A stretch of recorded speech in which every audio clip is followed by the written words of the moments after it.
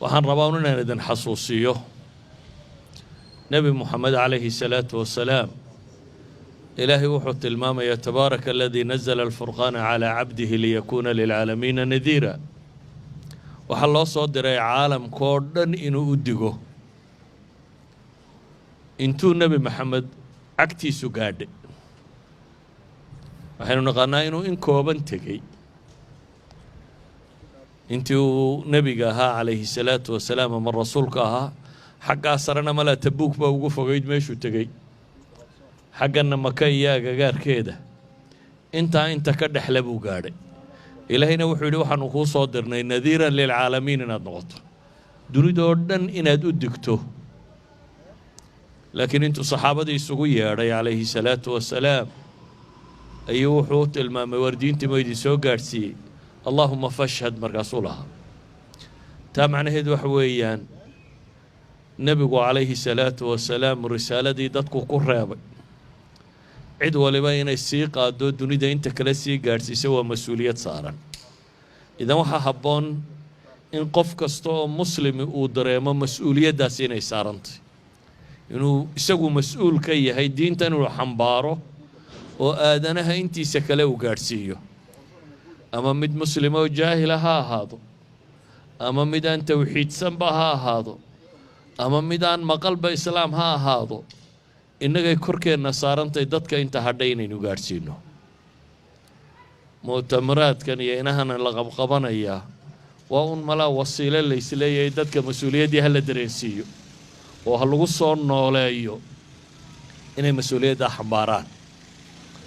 waxaana macruuf ahayd saxaabadii nebigu calayhi salaatu wasalaam markay soo islaamaan oo ay maalmo kooban la joogaan inay dib u noqon jireen iyagoo diintan xambaarsan oo dadkii ka dambeeyay gaadhsiinaya walidaalika haddaad siiradii ama taariikhdii saxaabada haddaad akhrido yani 10 almubashiriin inta ugu badan abubakar baa keenay nabiga calayhi salaatu wasalaam waxa uu keenay isagoo soo islaamiyo diinta ugu yeedhay abubakar baa keenay diintu saasay ku faaftay markaa waxaan uga dan leeyahay haddii qof waliba uu xilkan isa saaro oo intuu qaban karo uu qabto ka wax sheegi karaa wax sheego ka ilaalin karaa wax ilaaliyo ka kuraasada dhigdhigi karaa kuraasada dhigdhigo ka af kale ku tarjumi karaa af kale garanaya qof waliba inta uu qaban karaa hadduu isku dayo inuu qabto diintani way faafaysaa waanay gaadhaysaa guri kastaba laakiin haddaa istidhaahdaan magaalada 4 wadaad baa idinla degan oo sheekh umaliya baa jooga shible iyo dhowr wadaad baa jooga wadaadada dee diinta iyagu insha Allah dadka gaadhsiin doona u malayn maayo inay meel fog gaadhayso wuxuun bay meel fog gaadhi doontaa marka intiinan xooggan ee aqaadaan ee cid walba gaadhsiisaan waa idinku mahadnaqaynaa inaa mu'tamarkii ka shaqayseen inaa si fiican u maamusheen in dhib badani korkiina soo gaadhay waliba laga yaabo idinku dadkii wax faa'iideystay ee wax dhageystay inaydan uba badnayn oo qofka wax ilaalinaya ama shaqaynaya ama dadka kale celinaya inta badan isagu ka faa'iideystay wax maqla ma aha wax duuban oo dambe inuu dhageysto mooyaane laakiin dee 20,000 oo qof haddaad u facilitate garaysay aad u qaabaysay u hagaajisay inay diin dhageystaan insha Allah taala adna ajarkoodii baad leedahay koodii mid la mid ah oo ilaahay ka nuqsaamin baad leedahay marka wixii mahadnaqa cali baa sheegay oo in la idin mahadnaqo oo nabigu calayhi salaatu wasalaam uu tilmaamay qofkan dadka u mahadnaqini ilaahayna uma mahadnaqo laakiin qofka muslimkii kullayba isagu wuxuu qabanaya ilaahay buu ka rajaynayaa ilaahay baa shakuur ah oo inoo ballan qaaday in yar aynu samayno inuu in badan inugu abaal marin doono saa daraaddeed haddii xataa bini aadamku aanu ku maamuusin ama aanu ku magac dhabin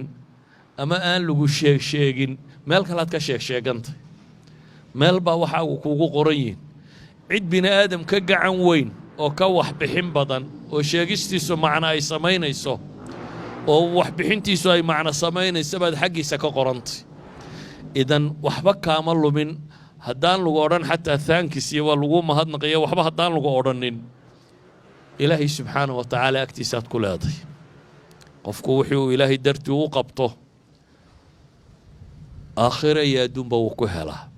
marka taana abaalmarkeeda ilaahay baa ka helaysaan subxaanahu wa tacaala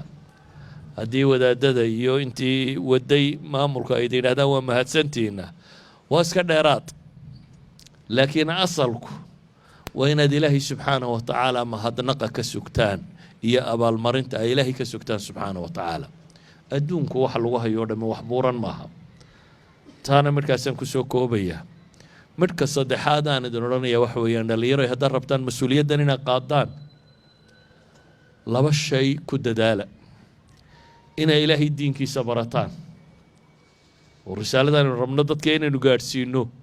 dee inay innaga ina anfacdo marka hore weeyaan inaynu baranno ka labaadna cibaadadeenna iyo dikrigeenna inaynu kor u qaadno oo ereygaagu wuxuu dhadhan yeelanayaa uu dadka gelaya oo la qaadan karayaa markuu qalbiga ka soo baxo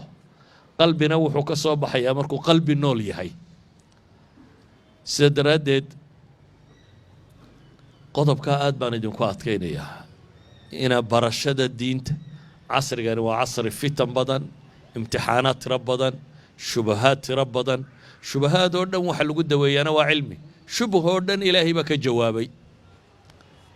qur-aanka haddaa si fiican u dhuuxdaan wax allaaliya gaaladii hore waqaala aladiina kafaruu min qablu kuwa la yidhaahdo iyo kuwa soo socda iyo kuwa joogaa waxay sheegeenba ilaahay baa ka jawaabay idan shubho oo dhan waxa kaa saaraya inaad ilaahay diinkiisa xoog u barato muqhriyaati alxayaat iyo waxaan oo dhanne shahwaatu nafsina